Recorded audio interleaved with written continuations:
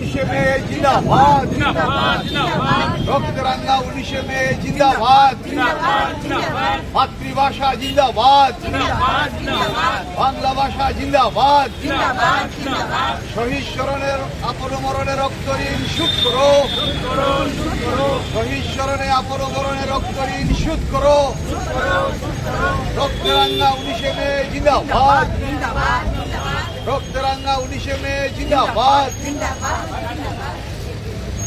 Working president এবং আমি ভাষা শহীদ স্মারক সমিতির সাংস্কৃতিক সম্পাদক এবং গৌরীদত্ত কলা ভারতীর পক্ষ থেকে বলছি, আজকের দিনটি আমাদের কাছে অত্যন্ত একটা দুঃখের এবং কষ্টের এবং আমাদের কাছে একদিকে আবার একটা আনন্দের যে বাংলা ভাষাকে রক্ষা করার জন্য যে আত্মবলিদান দিয়েছিলেন যারা, তাদেরকে আমরা সম্মান জানাতে আসি। তারা ওই দিন আমাদের জন্য অপেক্ষা করেন যে ওরা আসবে আমাদের কাছে।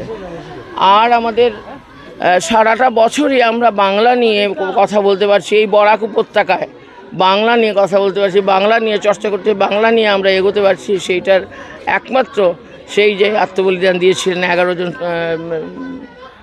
প্রাণ, তরতাজা প্রাণ,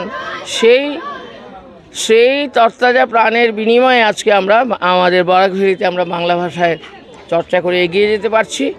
এবং ওদের দুঃখের ওই জায়গাটা যে ওদের আমাদের কোনো স্বীকৃতি এখন পর্যন্ত এনে দিতে পারিনি। তো একটা জিনিস হয়েছে যে আমাদের এখনের সরকারের যে মুখ্যমন্ত্রী আছে মহাশয় আছেন, উনি কিন্তু নিজে প্রতিবার শহীদকে স্মরণ করে শ্রদ্ধাঞ্জলি জানান। এবং